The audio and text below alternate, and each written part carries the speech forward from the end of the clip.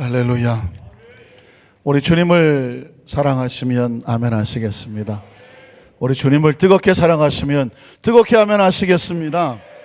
오늘 성가대의 찬양이 우리가 회개하고 그랬습니다. 회개하고 예수를 믿고 죄 사함을 받으면 하나님께서 우리에게 무엇을 선물로 주십니까?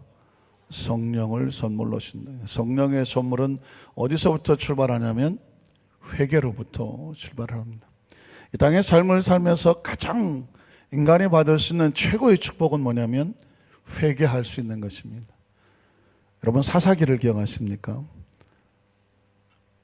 13명 정도의 사사들이 등장을 하는데 사사들이 왜 등장을 할까요? 사사시대에 이스라엘 백성들은 각기 자기가 하고 싶은 대로 살았다라고 하는 것이 주제입니다. 사사기에 이스라엘 백성들은 각각 자기 소위에 옳은 대로 행하였다. 다시 말해서 하나님께서 뭐라고 말씀하시든지 내가 기분 나쁘면 안 하고 내가 하고 싶으면 하고 자기 멋대로 살았다는 이야기입니다. 그럴 때마다 이스라엘 백성에게는 이웃 나라가 침공을 해왔습니다.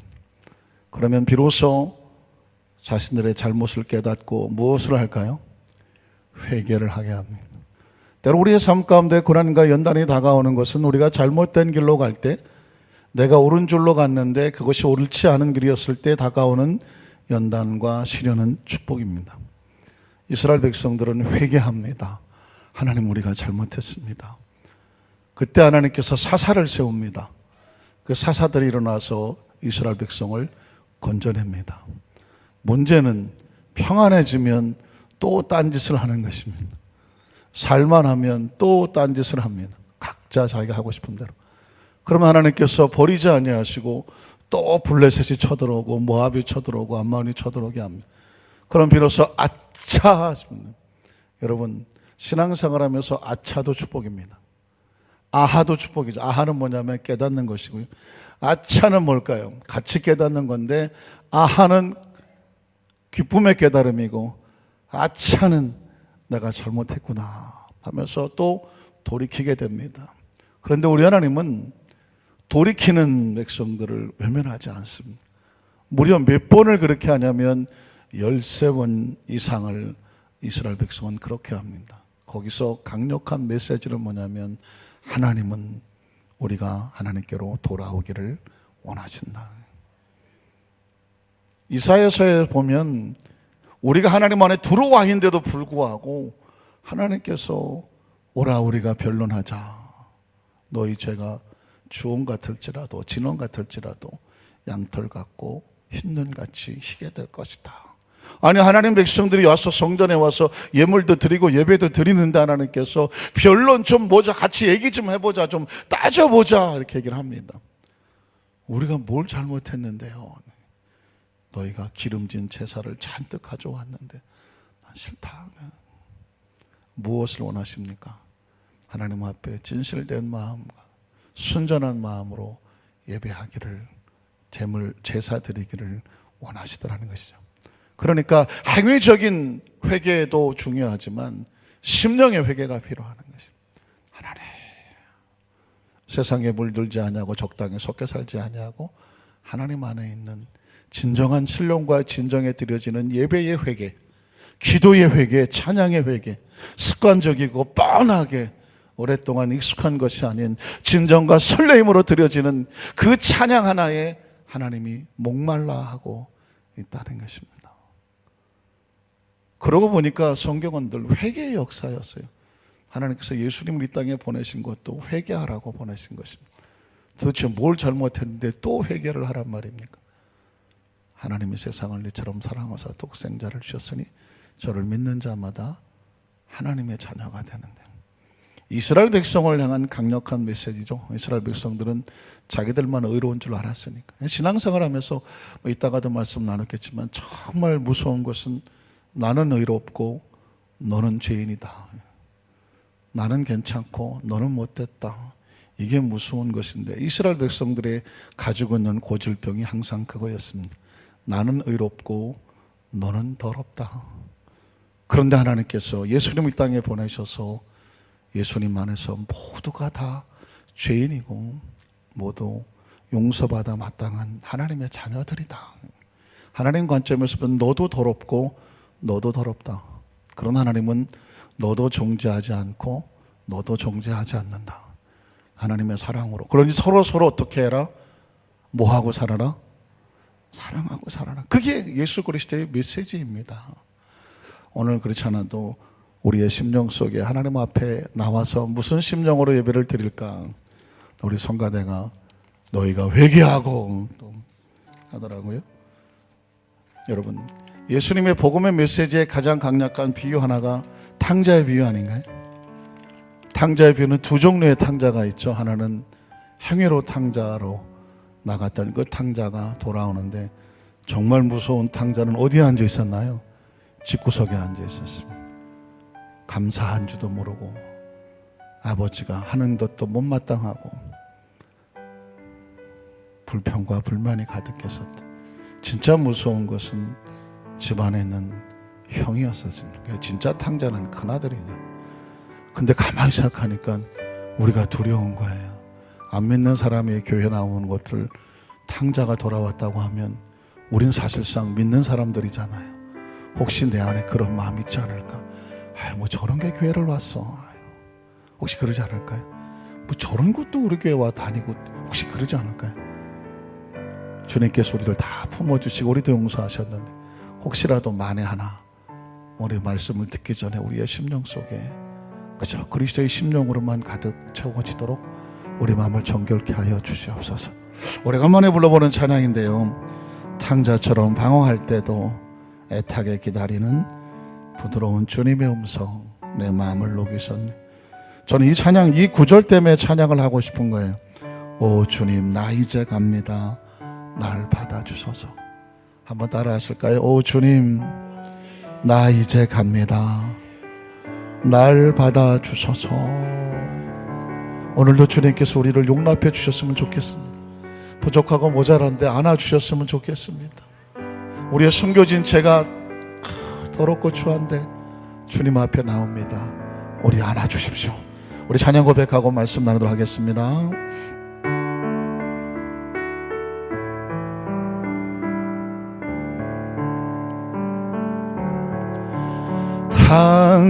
탕자처럼 방황할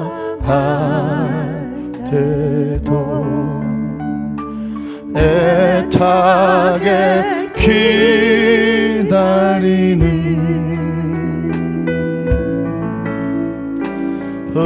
부드러운 주님의 음성이 내 마음을 녹이셔. 우리 한번 두 손 들고 갈까요? 오 주님, 오 주님, 나 이제 갑니다. 날 받아주소서.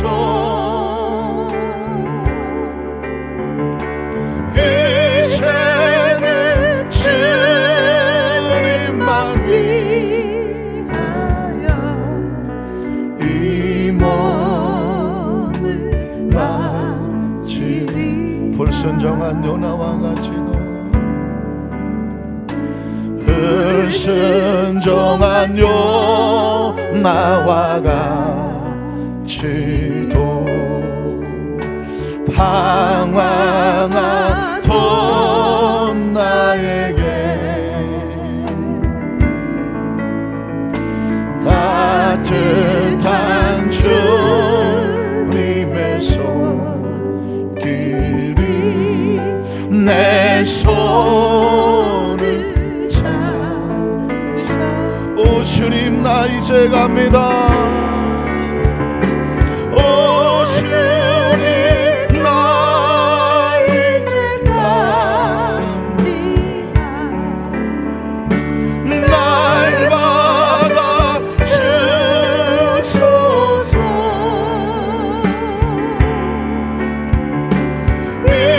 이제는 주님만 위하여 이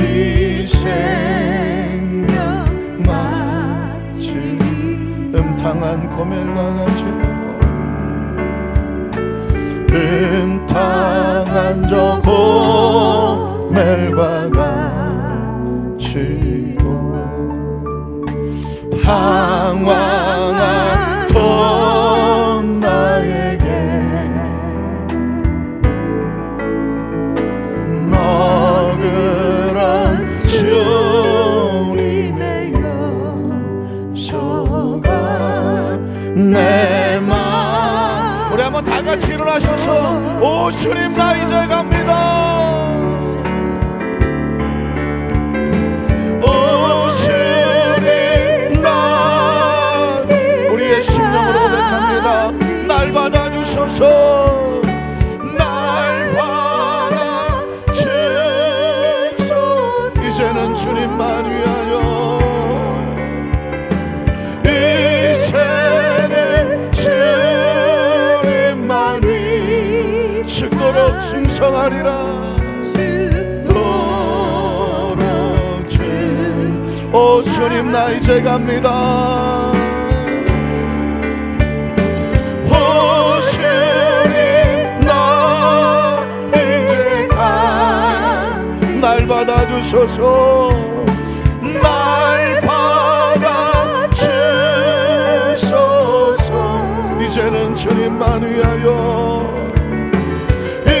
이제는 주님만 위 이 몸을 바치리라. 이 몸을 마지막 고백입니다. 오 주님 나 이제 갑니다. 오 주님 나 이제 가. 날 받아주소서. 날 받아주소서. 이제는 주님만 위하여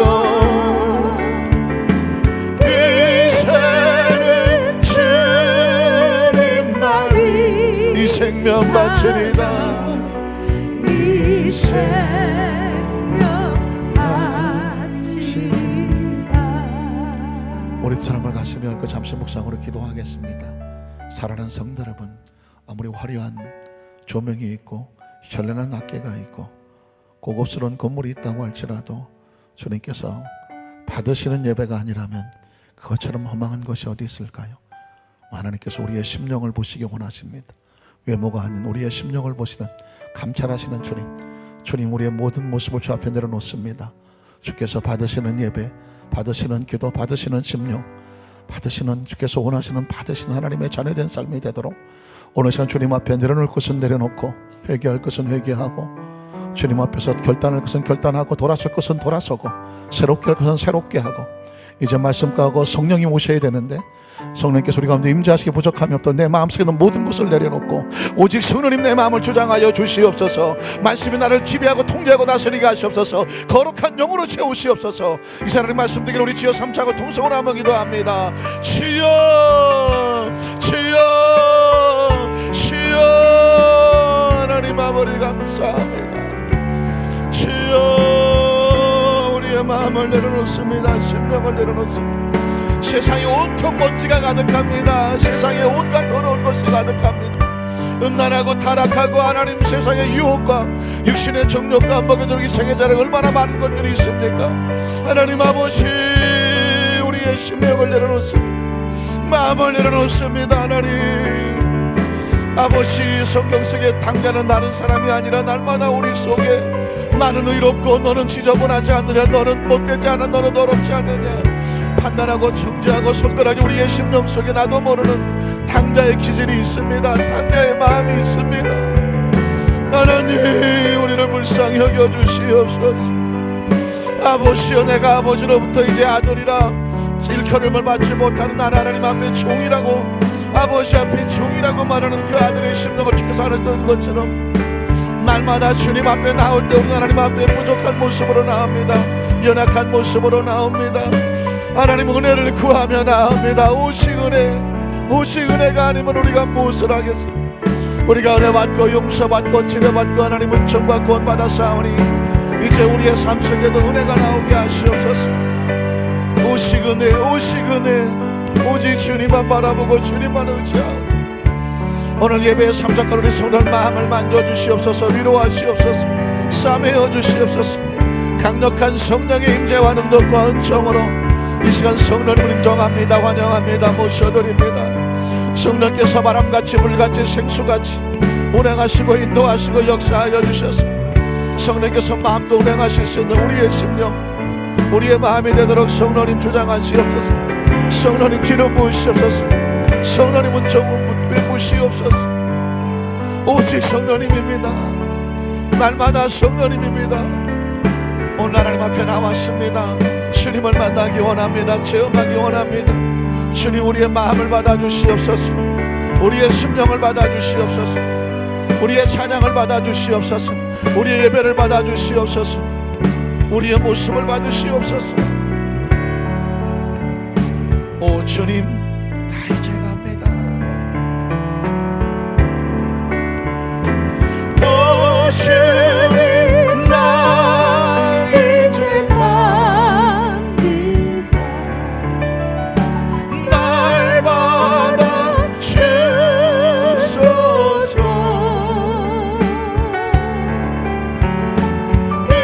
이제는 주님만 죽도록 충성하리.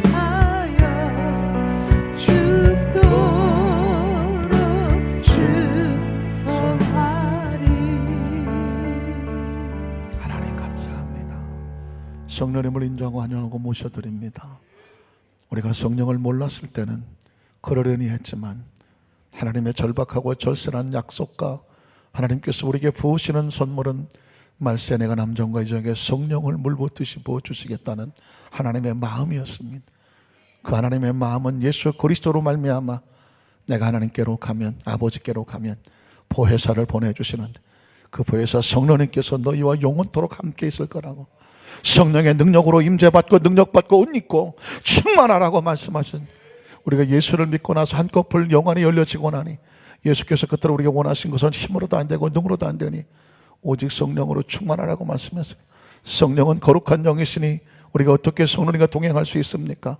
또 우리가 하나님 앞에 나와서 회개하고 자복하고 우리가 우리 모습 있는 모습 좋게 나와서 성령의 은혜를 구하오니 오늘 성령을 인정하냐고 모셔드는 성도들에게 바람같이 물같이 생수같이 운행하시기 인도하시기 역사하여 주셔서 성령께서 말씀을 선포하셨고 성령께서 말씀을 기록하셨으며 성령의 조명이 없이는 말씀을 깨달을 수도 없으며 성령의 감동이 없이는 말씀 속에 안에서 생수를 얻을 수도 없사오니 하나님의 성령께서 우리 가운데 오셔서 말씀을 들을 때 깨닫게 하시고 영안이 열려지고 영의 귀가 열려지고 성령의 감동과 뢰마가 있게 도와주시옵시고 그 성령께서 말씀을 붙잡고 땅의 삶을 사는데 성령께서 우리의 삶을 이끌어가시는 역사가 오늘 이 시간 임하게 하여 주시옵소서. 성령은 치유형이 아니십니까? 강력한 치유가 임하게 도와주시옵시고 성령은 지혜의 영이 아니십니까? 하나님의 지혜가 채워지게 하시옵소서. 성령은 거룩한 영이 아니십니까? 우리 몸과 마음을, 입술을, 우리의 삶을 거룩하게 하여 주시옵소서. 성령은 은사의 영이 아니십니까? 각가지 은사를 부어주셔서 몸된 교회를 섬기며 주님 오시는 그날까지, 주 앞에 가는 그날까지 그 사명 감당케 하시고 성령은 권능의 영이 아니십니까? 권능받고 증인되는 역사가 있게 하여 주시옵소서. 예수님 이름으로 간절히 축복하고 기도드리옵나이다. 아멘. 성령으로 충만하십시다. 인사하며 앉으시겠습니다. 할렐루야. 우리 한번 따라 하실까요? 성령 충만, 성령 충만, 성령 충만. 그래서 오늘 설교 제목은 초대교회에 부흥을 주셔서, 한번 따라 하실까요? 초대교회에 부흥을 주셔서. 조그만 소 제목 하나를 만든다면 한번 따라 하실까요? 성령 충만 받아야 교회를 지킵니다. 사명을 지킵니다. 직분을 지킵니다. 믿음을 지킵니다. 생명을 지킵니다. 할렐루야. 여러분 혹시 못생긴 나무가 산을 지킨다라는 말 들어보셨나요? 산은 누가 지킨다고요? 산신령이? 산은 못생긴 나무가 산을 지키더라. 꽤 역설적인 말이죠. 아니 그 산에 훌륭한 나무들이 꽤 많을 텐데 왜 못생긴 나무가 산을 지킬까? 눈치채셨겠지만 쭉쭉 뻗고 아주 좋은 나무들은 일찌감치 다 찜을 해놓고 자라기가 무섭게 어떻게 합니까? 다 잘라갑니다. 어디다 쓰려고? 여기저기 필요한 곳에다가 다 필요해서 잘생기고 그냥 죽죽 먹고 그냥 비싼 거 뭐 이런 것들은 다 잘라갑니다. 그래서 산을 지킬 수가 없습니다. 그런데 못생기고 막 고부로 지고 그냥 볼품 없고 그냥 가치도 없습니다. 이런 나무는 나무꾼이 잘라가지도 않습니다. 세월이 지나서 보면 산을 지키고 있는 것은 못생긴 것들이 지키고 있더라. 그런 속담이 예로부터 내려오고 있는 것입니다. 저 나무는 잘생기지 않았나? 저 정도면. 네. 어쨌든 뭐 우리 방송실 주임이 볼 때 못생겼다고 하니까 지가 잘생겨갖고 아마 저건 못생기라고 했는지 모르죠. 어쨌든 간에 속담 속에 있는 곳에 굉장한 메시지가 있습니다. 하나님의 나라는 세상적으로 내가 잘났어, 내가 똑똑해, 내가 최고야 하고 세상적으로 먹여지는 사람에 의해서 지켜지는 것이 아니라는 것입니다. 우리가 볼 때는 참 부족하고 모자라지만 하나님 안에서 나는 죄인입니다. 하나님 참 부족한 사람입니다. 참 모자랍니다. 정말 내가 이렇게 지혜가 없네요. 이렇게 제가 많이 부족하네요. 하나님 앞에 자신의 부족함을 고백하지만 하나님께서 그 사람에게 성령을 부어주셔서 하나님이 사용하시는 것입니다. 그래서 하나님의 나라는 내가 잘나서 지키는 것이 아니라 하나님께서 부족하고 모자란데, 산으로 치면 못생긴 나무 같은데, 부족한 나무 같은데, 모자란 나무 같은데 하나님께서 그 나무에 성령으로 기름을 부으셔서 하나님의 능력을 부어주셔서 하나님 몸된 교회와 나라를 지키도록 하시는 것을 발견하게 됩니다. 어떻게 말하느냐고요? 구약 성경 속에서 첫 번째로 보면 구약 성경에서 하나님께서 선택하시고 정말 때로는 나라를 맡기고 민족을 맡겼던 위대한 지도자들, 선지자들을 보면 한결같이 부족하고 못생겼다 그러면 기분 나쁠래나? 하나님 앞에서 부족한 존재들이었습니다. 그런데 그들에게 하나님께서 하나님의 영을 부어주시고 놀랍게도 나라를 맡기기도 하고 민족을 맡기기도 하고 그 선지자의 사명을 맡기기도 하면서 사역을 하셨다는 것입니다. 가장 대표적인 사람은 하나님의 영이라는 단어를 가장 먼저 충만하게 받은 사람으로 등장하는 사람은 아이러니컬하게도 요셉이라는 사람이었습니다. 아브라함도 아니고 뭐 이삭도 아니고 뭐 야곱도 아니고 가장 낮고 연약해 보이는데 가장 천하고 모자라 보이는데 창세기 41장 38절에 보면 놀랍게도 바로 왕이 당시 최고의 오늘날 시대의 미국 이상 가는 최대의 나라의 황제가 왕이 스스로 태양신의 아들이라고 신이라고 주장하는 그 파라오가 한 30살 먹은 약관의 그 히브리의 감옥에서 그것도 나온 요셉을 보고 이렇게 말합니다.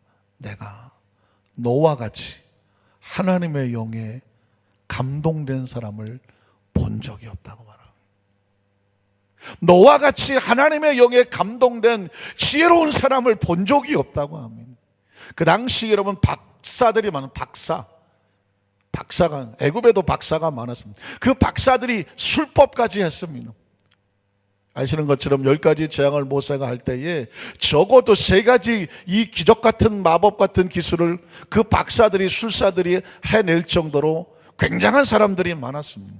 그런데 그 모든 사람들이 바로 왕의 꿈을 해몽해내지는 못했습니다. 왜냐하면 왕이 뭐 꿈 얘기를 해줘야 어떻게 갖다 붙이겠는데 꿈 얘기를 하지도 아니하고 어젯밤에 내가 꾼 꿈을 해몽해내라고 하는 것이 세상에 이렇게 미치고 한 장 폴짝 뜰 일이 어디 있습니까? 뭐라고 해줘, 뭐 건덕지를 줘야 갖다 붙이겠는데 그러니 그 박사들이 뭐라고 말하는 거예요? 꿈 얘기를 안 해주는데 어떻게 해몽을 합니까? 그런데 요셉은 달랐습니다. 듣지도 아니하는 꿈 얘기를 마치 본 것처럼 술술 그 입에서 나오기 시작하고 아시는 것처럼 해몽을 다 합니다. 그러니 이 바로 왕이 기겁을 하지 않을 수 없었습니다. 인정하지 않을 수가 없었습니다. 그래서 나온 말이 너와 같이 하나님의 영에 감동된 사람을 본 적이 없다라고 말합니다. 누가 뭐 그 아버지가 한 얘기도 아니고 뭐 친구가 하는 것도 아니었습니다. 가장 적대적이었던 사람이 가장 적대적 태양신을 섬기며 스스로 태양신의 아들이라고 말하는 그 바로가 하나님이란 이름을 고백하면서 요셉에게 그 나라 전체를 맡기는 역사가 있었습니다. 가장 연약한 자에게 그를 움직였던 것은 바로 하나님의 영에 감동됐다는 것입니다. 우리가 잘 아시는 것처럼 모세도 마찬가지입니다. 가장 못생긴 나무, 가장 실패한 나무, 찌그러진 나무, 적어도 출애굽기 3장 1절로 5절에 떨기나무를 만나기 전까지 모세는 한없이 초라한 나무였습니다. 도망자, 민족에게 거부당한 자, 애굽의 군사들에게 쫓기는 자, 오갈 데 없는 자, 광야에 버려진 자, 세상적으로는 이그러진 자였습니다. 근데 하나님께서 떨기나무 불꽃 가운데서 모세를 만나셨습니다. 어떤 분은 그걸 환상이라고 말하는데 그 내용을 3차원과 4차원의 사건을 이걸 볼 수 없으니까 환상이라고 말하지만 성경은 환상이 아닙니다. 모세의 두 눈으로 그 떨기나무 불꽃에 타는 것을 보았습니다. 신기했습니다. 그래서 그것을 보려고 가까이 갔다라고 말하고 있습니다. 환상이었으면 가까이 갈 이유가 있습니까? 그 나무가 실제로 타고 있었고 꺼지지 않았고, 모세는 그 나무 앞에서 하나님의 음성을 듣습니다. 모세야, 모세야. 무슨 뜻입니까? 기억하시죠? 그 떨기나무는 누구를 상징한다고요? 나이 많아 늙고 힘없어, 아무짝에 쓸모없어, 자기 자신을 상징하는 거죠. 그런데 그 떨기나무 가운데 불꽃이 붙었으나 꺼지지 아니하더라. 기억하십니까? 하나님의 능력이 위로부터 내려지는 것, 그 나무에 붙은 것은 나무의 힘이 있는 것이 아니에요. 나무가 불탔으나 꺼지지 않는 것은 나무의 능력이 아니라 하나님의 능력입니다. 마찬가지죠. 모세가 무슨 힘이 있어서, 지혜가 있어서, 아직까지 무슨 군대가 남아 있어서, 그를 추앙하는 사람이 있어서 아닙니다. 가장 연약해 보이는데 하나님은 모세를 사용하시겠다는 것입니다. 하나님의 나라 속에 하나님의 사람들은 이렇게 하나님께서 선택하셨습니다. 세상적인 관점으로 보는 것이 아닙니다. 여러분, 그래서 혹시 우리 가운데 지금 좌우에 계신 분이나 앞뒤로 계신 분을 볼 때 절대로 어떻게 보지 마라. 어떻게 보지 마라. 우습게 보지 마라. 하나님께서 언제 어떻게 사용하실지는 아무도 모르는 것입니다. 기억하세요. 옆에 분에게 한번 말씀하세요. 나를 우습게 보지 마라. 여러분, 농담이 아닙니다. 하나님께서 어느 날 갑자기 그 자리에서 묵묵히 사명을 감당한 하나님의 사람들에게 하나님께서 어떻게 필요해서 그를 사용하셔서 그에게 나라를 맡길지, 어쩌면 물질을 맡길지, 어떤 권세를 맡길지, 어떤 은사를 맡길지 아무도 모르는 것입니다. 요셉이 그 감옥에서 뛰쳐나와서 왕 앞에 끌려갈 때까지 도대체 그에게 무슨 일을 할지를 누가 알았겠습니까?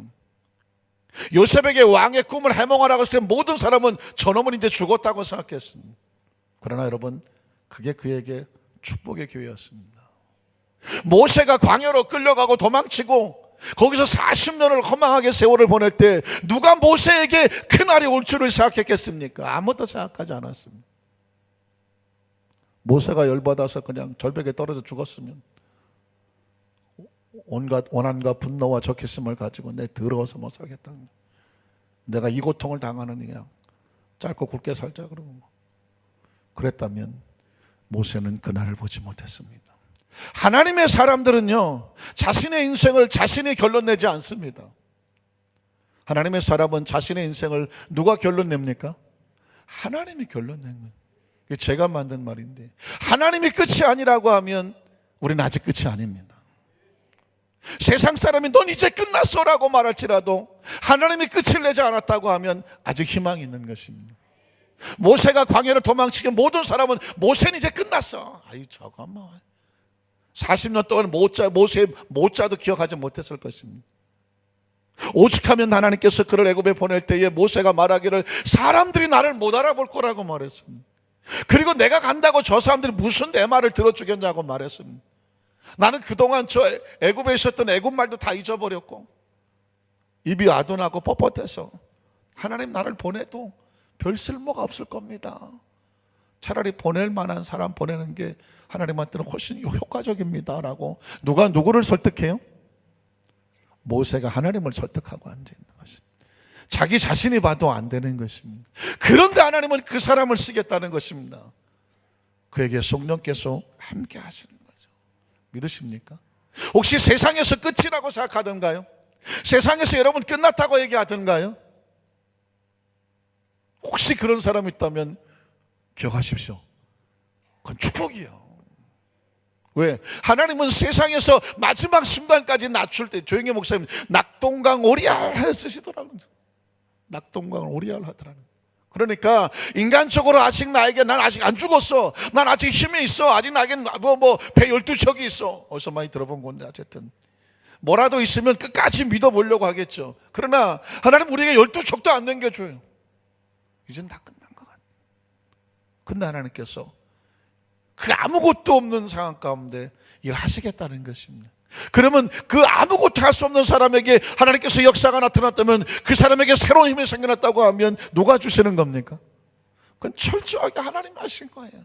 하나님께서 원하시는 것은 그 사람이 재수가 좋았다, 운이 좋았다, 이런 소리 듣고 싶어 하지 않아요. 저 사람은 다 끝난 줄 알았는데 저 사람에게 저런 역사가 나타나. 하나님이 살아계시네. 하나님이 살아계시네. 오늘 저와 여러분을 통해서 듣고 싶은 얘기는 뭐냐면, 세상에 증거되기 원하시는 것은 뭐냐면, 그 사람을 보니까 하나님이 살아계시네. 믿으십니까? 여러분 신명기 34장 9절에도 보면, 그 모세가 사역을 마치고 이제 후계자로 여호수아를 섬길 때도, 세워놓을 때도 놀랍게도 하나님의 신이었습니다.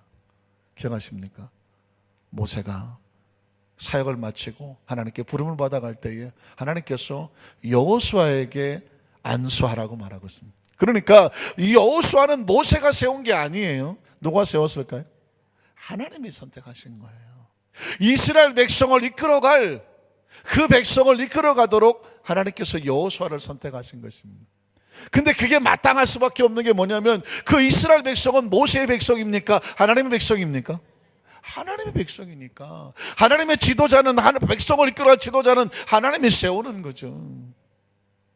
놀랍게도 성경은 그래서 모세가 여호수아에게 안수함에 그 시간 이 하나님의 지혜의 신이 충만하며, 놀랍게도 이스라엘 백성이 모세의 말에 순종했던 것처럼 누구의 말에 순종하더라?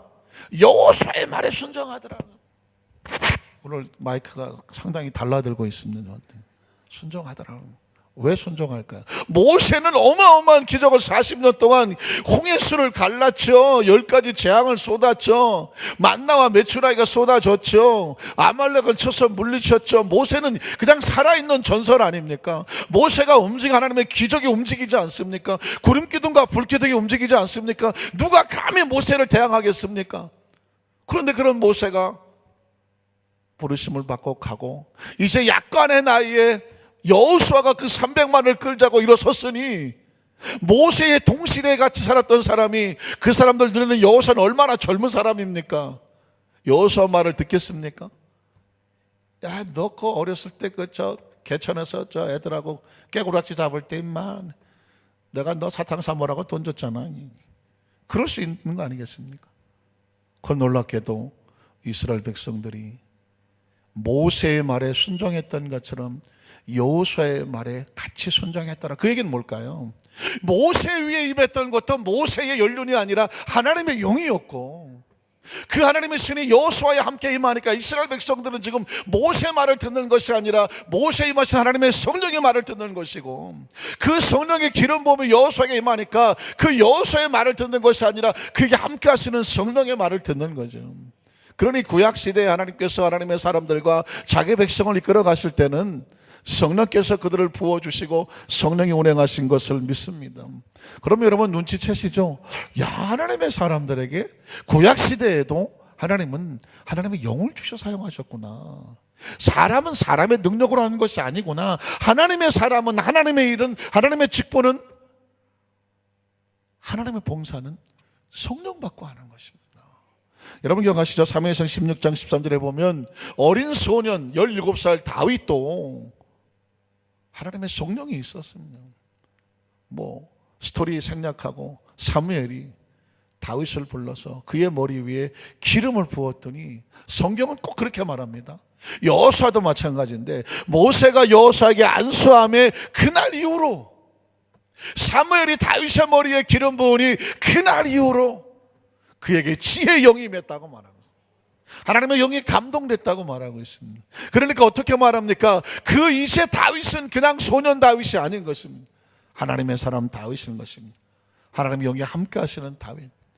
그 다윗을 보면서 자랐던 솔로몬이 그 아버지 다윗에게 임하였던 나에게 지혜의 영을 달라고 기도하는 거예요. 엘리야를 바라봤던 엘리사도 무엇을 원하냐고 말했더니 당신에게 임하시는 영감이 나에게 갑절이나 임하기를 원합니다. 그러니까 이미 하나님의 사람들은, 영적인 사람들은 무엇을 구했냐면 부귀와 영화와 어떤 막강한 군사력과 지위를 원하지 않았습니다. 하나님의 영을 구했습니다. 성경은 그래서 하나같이 모든 그 시대 사람들을 본 것은 하나님의 영에 붙잡혀 사용당했던 사람인데, 그러면 두 번째로 하나 더 생각할 것은 뭐냐면 구약 성경 속에서 바로 이 하나님의 성령으로 충만하지 아니하면 안타깝지만 하나님의 일을 방해하는 사람이 있었습니다. 저는 그런 관점에서 봤습니다. 구약 성경 속에 큰 교회가 바로 모세가 이끌던 광야 교회이거든요. 그래서 광야 시대의 이스라엘 백성을 교회라고 말합니다. 광야 교회라고 말을 합니다. 그런데 그 광야 교회에 300만이 있었습니다. 그 300만이 있었고, 그리고 12명의 지도자를 세워서 가나안 땅을 정탐하도록 했었습니다. 그런데 놀랍게도 여기서 성령 충만이라는 것, 성령의 임재라는 것은 하나님의 생각을 품고 하나님의 마음을 갖는 것이거든요. 무슨 방언을 말하고 신비한 체험에서 예언이 나오고 꿈을 해석하고 그런 현상적인 수일 수 있지만, 이 모든 것이 어디서 나와야 되냐면 하나님의 마음에서 나와야 되죠. 하나님의 마음에서 나와야 돼요. 여러분, 그래서 상당히 조심해야 될 것은 뭐냐면, 분명히 성령 세례받고 성령 충만 받아서 여러 가지 은사가 나타나는 사람들 가운데 잘못되는 사람이 간혹 있습니다. 기억하시죠? 문선명이라고 하는 통일교 창사도 처음에 그 문선명 장로였었거든요. 그 양반이 굉장히 신령한 사람이었어요. 굉장히 신앙이 좋고 교회에서 목숨 걸고 헌신하던 그런 아주 착한 장로님이었다는 것입니다. 하나님께서 그를 얼마나 사랑하셨는지 막 그를 통해서 은사가 나타나고, 그래서 이제 막 그 사람을 따르는 사람들이 막 생겨났었습니다. 문제는 뭐냐면, 아까 말씀드렸죠. 그런 성령의 현상과 역사와 기적이 나타나게 될 때에 그 마음속에 어디서부터 출발해야 되냐면 하나님의 마음에서 출발해야 됩니다. 철저하게. 그런데 어느 날 이게 하나님의 마음이 아니고 내가 보혜사야. 아담이 다 그냥 하와에서 다 잘못된 피를 뿌려놨기 때문에 어떻게 해야 돼? 그 피를 깨끗하게 하려면 나하고 자야 돼. 내가 다 깨끗하게 해줄게요. 이게 피가름이라고 하는 원리. 그걸 원리 강론이라고 가르쳤는데, 놀랍게도 이게 이 악한 영들에게 부딪히면요, 논리적으로 분명히 이게 그 말도 안 되는 소리 같은데, 그런 영적으로 오염된 사람하고 단 20분만 얘기하면 이게 넘어가는 것입니다. 이게 넘어가는 것입니다. 그래서 그런 교주를 실명을 대기도 그냥 그렇고, 그런 교주들하고 만나서 20분만 얘기하면 안 넘어가는 사람이 없다고. 왜 그럴까요? 영적인 문제입니다. 영이 오염되고 유혹받게 되면 그냥 덜커덕 넘어갑니다. 가끔씩 가다가 무슨 천지하면서 이단들이 있는데 그걸 왜 넘어갈까? 저길 왜 넘어가지? 저런 말도 안 되는 얘기에 왜 넘어갈까? 이건 영적인 이야기입니다. 머리가 나빠서 넘어가는 것이 아닙니다. 똑똑하지 못해서 넘어가는 것 아닙니다. 성경을 몰라서 넘어가는 것이 아닙니다. 영에게 넘어가는 것입니다. 악한 영은 미혹한 영에게 넘어가는 것입니다. 그러니까 이 안에 하나님의 영으로 충만하지 아니하면 사람은 빈집과 같아서 그 빈집 속에 악한 영과 미혹한 영이 들어오면 그 영에게 통제받으면 그렇게 사는 것입니다. 12명의 리더자들이 있었는데 안타깝게도 여호수아 갈렙만이, 하나님께서 말씀하시기를 내 종 여호수아 갈렙만이 그들과 달라서 내 마음을 가졌다라고 말을 합니다. 그 12명 중에서 오직 두 사람만, 여호수아 갈렙만이 하나님의 마음을 품었어요. 문제는 10명의 정탐꾼들은 놀랍게도 하나님의 마음하고 전혀 관심이 없었어요. 우리가 보기에, 우리 눈에 보기에 그 땅은 험악한 땅이야. 그리고 말하기를 하나님이 우리를 죽이려고 라고 말합니다. 하나님이 우리를 죽이려고 여기까지 끌고 왔다라고 말을 합니다. 그 상황 속에서 그렇게 그들의 눈에 보였다고 할지라도 하나님을 정면 대적하려고 할 때 그들 속에 하나님의 영이 있을까요? 없을까요? 없습니다. 하나님의 성령이 들어와 있는 사람은 절대로 하나님을 대적하지 않습니다. 하나님과 정면 대적을 하지 않습니다.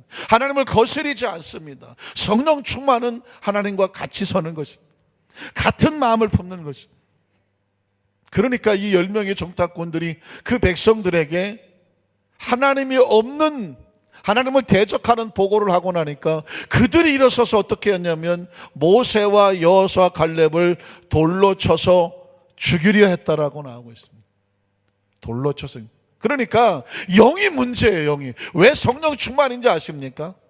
성령이 우리 속에 들어오지 아니하면 우리 속에 다른 영이 들어와요. 그냥 예수만 믿고 그냥 교회만 다니면 안 됩니까? 예수 믿고 교회 다녀야죠.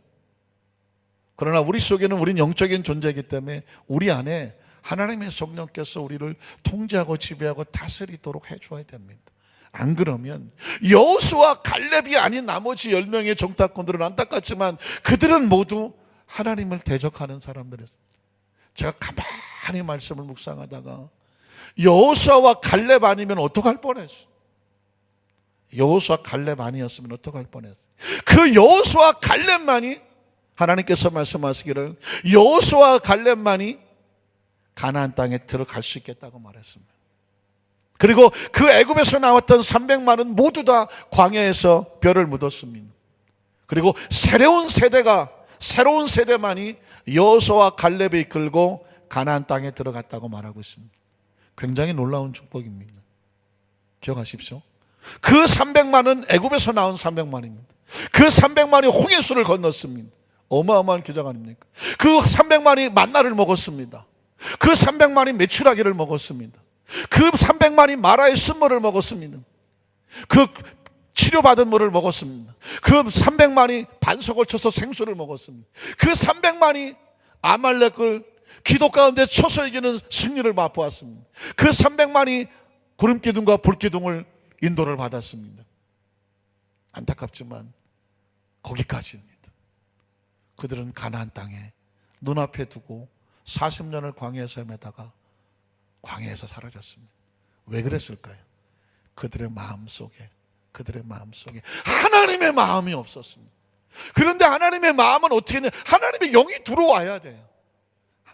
오죽하면 아시는 것처럼 여호수아와 갈렙은 그들과 마음이 달라서 그럽니다. 마음이란 다시 말하면 영이에요. 영입니다. 스피릿입니다. 그 스피릿은 하나님의 영이 들어와야 되는 것입니다. 그 사람들이 여호수아 갈렙이 이스라엘 300만을 끌고 가나안 땅에 들어가서도 치열하게 싸우는 것은 뭐냐면 영적 싸움입니다. 그곳에서도 하나님만 섬길 것이냐, 아니면 저 가나안 땅에 있는 이방의 잡신 들고 적당히 섞여갈 것이냐. 저 유명한 여호수아 24장에 나와 내 집은 여호와만 섬기겠으니 야훼만 섬기, 너희는 오늘날 선택하라고 말했습니다. 너희 마음속에 무슨 마음을 둘 것이냐고 물었습니다. 사랑하는 성도 여러분, 예수님의 교회를 기억하십니까? 예수님이 12명을 데리고 목회를 하셨습니다. 12명의 제자를 데리고 목회를 했습니다. 그런데 그 12명의 제자 가운데 한 명은 영이 달랐습니다. 그 한 명은 누굴까요? 가룟 유다였습니다. 가룟 유다 괜찮은 사람이었습니다. 나라를 사랑하는 사람이었고 그 로마의 식민지 가운데에 독립운동하던 사람이었습니다. 나라를 해방시키기 위해서는 무슨 짓이라도 하는 것이 독립군들 아닙니까? 우리나라도 일제 때 독립군들이 있지 않았습니까? 얼마나 중요한 일들입니까? 목숨 걸고 하는 거 아닙니까? 자신의 모든 재산 털어서 하는 것입니다. 가룟 유다도 그런 사람이었습니다. 그러나 뭐가 잘못됐습니까?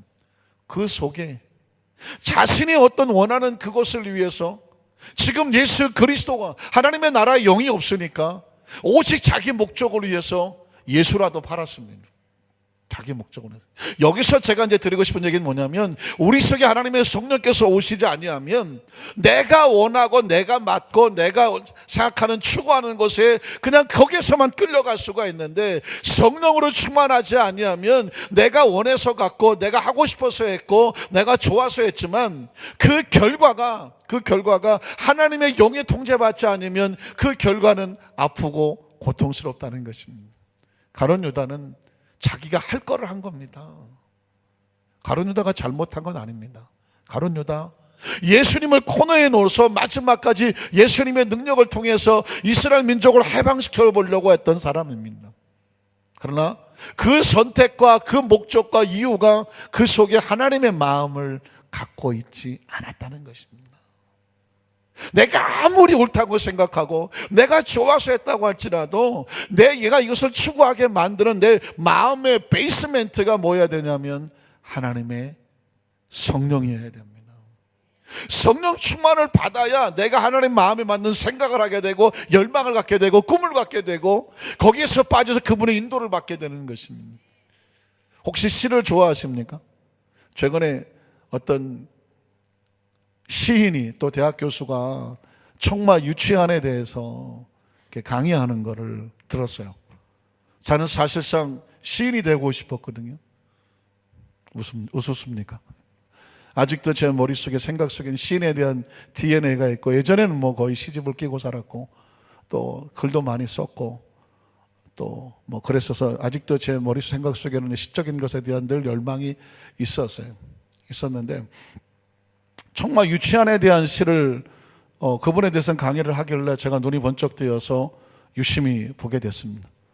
그리고 그 강의를 읽고 나서 제가 굉장한 딜레마에 빠지고 아픔과 고통과 연민을 느꼈습니다. 왜냐하면 정말 유치안의 시가 가운데 뭐 여러분 잘 아시는 것처럼 행복이라는 시가 있습니다. 사랑을 하는 것은 사랑을 받는 것보다 더 행복하다. 오늘 너의 말을 듣빛 푸른 하늘을 바라보며 우체국 옆에 앉아서 너에게 편지를 쓴다. 그런 글 기억하십니까? 그리고 맨 나중에 사랑하였으므로 행복하였나라. 이런 글 나오지 않습니까? 그 시도 굉장히 제가 좋아했습니다. 그 사실은 전 유치안의 시 가운데에 지금도 제가 이제는 사춘기 때 적어놓고 지금까지 배우는 것, 그리움이라고 하는 시가 있습니다. 알고 보니까 그리움 투도라고요. 혹시 기억하십니까? 파도야 어쩌란 말이냐, 파도야 어쩌란 말이냐. 님은 묵같이 꿈쩍았는데 까딱았는데 파도야 날더러 어쩌란 말이냐. 여러분은 연애를 하나 보셔갖고 시적 감성이 없어갖고, 아니 이 시를 읽는데 설마 옛날 생각나셔서 그렇습니다. 그런데 저는 이 시라고 하는 것은 시적 배경이 굉장히 순수해야 되지 않습니까? 한 사춘기 소년이 또는 사춘기 소녀가 또 서로 짝사랑하든 그리워하든 그런 순수한 사랑에 대한 것에 배경이 있을 줄 알았어요. 그랬는데 알고 봤더니 이분이 결혼하시고 아이 두고 있는데, 충격은 뭐냐면 통영에 있는 학교 선생을 하시고 나중에 교장도 하셨는데 그 학교에 정건 오신 청산 과부 한 사람을 보시고, 그 과부를 보고, 표현이 좀 그렇습니다만은 홀로 된 이영도라고 하는 그분도 시조신이었는데 그 여인을 보고 운명적인 사랑이다. 평생 5,000통의 편지를 썼다더만. 그러니까 앞뒤를 자르고 보면 너무너무 절절하고 플라토닉하고 얼마나 5,000통의 편지를 쓰고, 그리고 그렇게 그 여인을 사모해서 시를 썼는데 그 여인이 껐딱도 하지 않아서 파도를 쳐다보며 파도야 어쩌란 말이냐, 파도야 어쩌란 말이냐. 님은 묵같이 까딱도 않는데 파도야 날더러 어쩌란 말이냐. 그런 시를 썼다는 충격을 받았습니다. 물론 시인으로서는 오케이. 시인은요, 시를 쓰기 위해서는 연애가 필요해요. 연애 시인들은. 그래서 연애를 합니다. 라이너 마리아 릴케도 평생 자기는 시를 쓰기 위해서 연애를 한다는 말을 했습니다. 연애를 하기 위해서는 여자가 필요하겠죠, 남자니까. 근데 사실상 그 사람은 여자를 사랑한 것도 아니고 연애를 사랑한 것도 아니었어. 제가 보는 결론은 뭘 사랑했냐면 단지 시를 사랑했을 뿐이에요. 시를 너무 사랑한 나머지 시적 감정을 연애에서 얻었고, 그 연애를 사랑하려니까 연애 감정을 느껴야 되니까 그렇게 했어요. 앞뒤 자르면 시인으로서는 오케이. 문제는 뭐냐면 그분이 학교 선생이었어. 교장 선생님이었어. 거기서 충격을 받았어요. 시인은 내가 오케이라고 말했어요. 왜 시인이야? 각자 자기 마음 느낀 대로 시를 쓰는 거니까. 그러나 학교 선생으로서는 좀 파도에 어쩌란 말이냐 하면서 아이들에게 똑바로 살아라 이놈들아 할 수 있어요, 없어요? 그건 아니잖아요. 그건 아닌 것 같더라고. 저는 뭐 대시인의 앞에서 뭐라고 하고 싶은 얘기도 없고 손가락질하거나 돌 던지는 얘기도 절대로 아니에요. 다만 지금 하고 싶은 얘기는 뭐냐면 베이스멘트가 아무리 독립도 중요하고 애국도 중요하지만 가룟 유다에게 하고 싶은 얘기는 뭐냐면, 그가 예수를 통해서 하나님의 나라를 알았으면, 하나님의 사람이면 나라를 사랑하더라도 하나님의 영을 가지고 그 성령 안에서 합당한 방법으로 나라를 사랑하는 겁니다. 시인이면 시에 대해서는 최고 오케이. 그러나 아마 지금도 거꾸로 생각하면 얼마나 많이 힘드셨을까 하는 생각도 듭니다. 학생들을 가리켜야 되는 그런 마음, 이건 굉장히 중요한 마음이죠. 그러나 또 다른 마음으로 시를 쓰시는 마음, 이 두 가지는 너무 거리가 멀어. 그래 합쳐서는 안 되는 거 아닙니까? 저는 이렇게 결론 내립니다. 하나님의 마음을 품지 아니하면 세상적인 마음은 이렇게 서로 다른 것들이 섞여 있어. 그래서는 안 되는 것을 알지만 내 입장은 이렇게 돼야 되는데 불구하고 인간은 불완전하고 부족하기 때문에 아무리 대시인이라고 할지라도 그런 것, 그렇게 하면 안 되는 걸 알지만 그렇게 하지 못하면서도 그 다른 행동을 해. 최고의 지성과 최고의 위치에 있더라도 그것은 뭐냐면 하나님의 성령께서 우리 속에 들어와서 우리를 붙잡아 주지 아니하면 인간은 모두 다 넘어지기 쉽고 쓰러지기 쉽고, 어떻게 해요? 내가 하고 싶은 것을 한다고 애를 쓰지만 그것이 남은 사람들에게는 또 얼마나 많은 상처를 주는지도 모르면서 그것을 최상인 줄 알고 밀고 나간다는 것입니다. 그런 관점에서도 우리 성도들에게는 성령이에요. 처절하게 우리 마음속에 성령님 내 생각을 붙잡아 주십시오.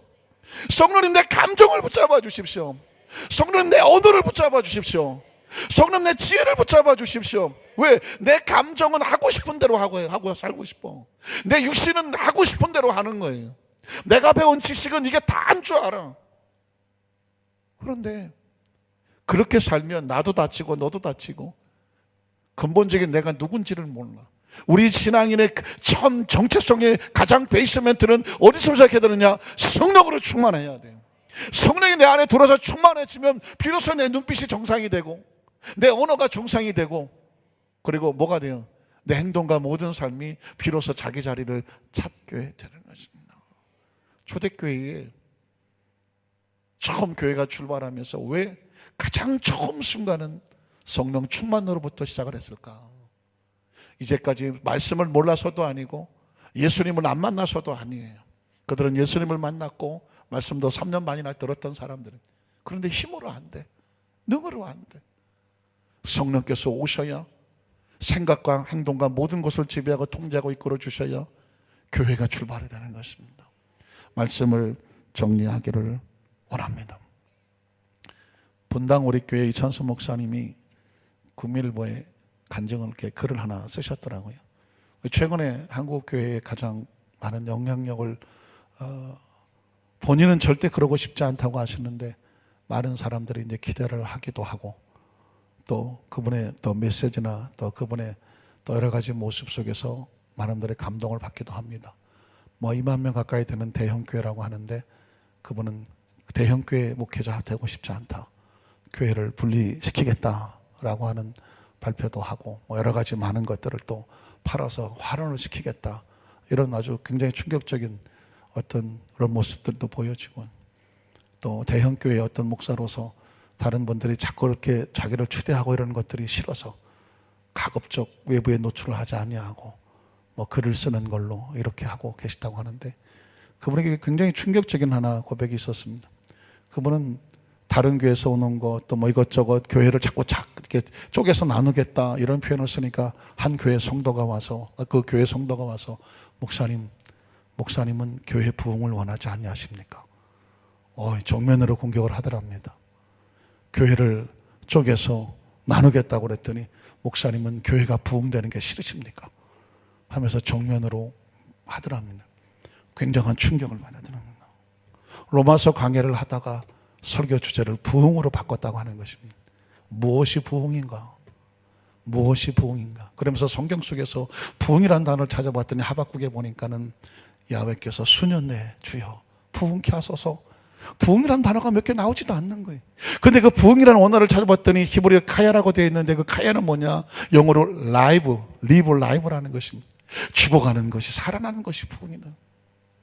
죽어가는 것이 살아나는 것이 부흥이지, 숫자가 수만 명 채워지는 게 부흥이 아니더라. 그래서 지금 그 목사님은 그분당 우리 교회 성도들과 함께 진정한 부흥이라고 하는 것이 여러분이 생각하는 것처럼 사람 수가 두글두글하는 것이 부흥이 아니라, 진정한 부흥이라는 것은 뭐냐면 예수의 복음과 신앙의 근본적인 것이 되살아나는 것이 부흥이다. 한국교회에 지금 필요한 것은 숫자가 1000만이나 1200만이 아니라 진정한 그리스도의 복음의 심정으로, 이 예수의 심정으로, 그 꿈틀거리는 심정으로 여기저기 빛과 소금으로서 몸부림치며 일어나고 살아나는 그 심령의 부흥이 필요하다. 그걸 위해서 몸부림치며 기도하면서, 그러면서 자신을 보고 회개할 것을 깨달은 것은 우리 교회만 괜찮고 다른 교회는 문제 있다, 혹시 그렇게라도 생각하고 있다고 하면 이 세상에서 가장 큰 죄인은 나인가 하면서 하나님의 거룩한 몸부림으로 회개를 하신다, 그런 얘기를 들었습니다. 굉장히 중요한 고백입니다. 여러분, 왜 성령을 강하게 강조한지 아십니까? 성령께서 우리 가운데 오시려면 회개가 있어야 되고요, 그 회개 가운데 마음의 심령이 준비가 되면서 내가 왜 성령이 필요한지 절박하게 알아야 되고요, 그 성령이 오셔야 우리가 비로소 크리스찬이 되는 것도 아셔야 되고요, 그리고 성령이 오셔야 비로소 온전한 부흥이 있는데, 그 부흥이라고 하는 숫자는 사람 숫자가 두글두글해지는 것이 아니라 단 한 사람이라도 하나님 앞에서 그 신앙으로 올바로 서서 세상을 거꾸로 거슬러 올라갈 수 있는 그런 믿음의 사람이 세워지는 것이 진정한 부흥이라는 것입니다. 소돔과 고모라가 구원받는데 10명이면 좋겠습니다. 의인 10명만 있으면 소돔과 고모라가 무너지지 않을 거라고 말했습니다. 예수님은 단 12명 가지고 승부를 내려고 하셨습니다. 한 명이 떨어져 나가니까 11명이라도 붙잡고 승부를 내려고 하셨습니다. 이 시대 속에 필요한 것은, 수천 명 수만 명보다도 중요한 것은 그 속에 성령 받고 하나님 앞에 올바로 서서 진정한 그리스도 하나님의 나라로서 설 수 있는 그 12명 120명이면 된다는 것이죠. 그 120명이 나가서 1200명을 만들고, 그 1200명이 나가서 12000명을 만들어내는 근본 자체가 성령으로부터 출발해야지, 근본 자체가 하나님의 성령과 상관없이 출발한다고 하면 세월이 지나면 다 흩어져 버리고 마는 것이죠. 오늘 저와 여러분이 바로 처음부터 출발하는 그 12명과 같은, 120명과 같은 우리 한 사람 한 사람이 그렇게 성령과 함께 오늘 이 시간부터라도 또다시 하나님의 영으로 충만해서 출발하는 우리 모든 성도 되시기를 주님의 이름으로 축복합니다.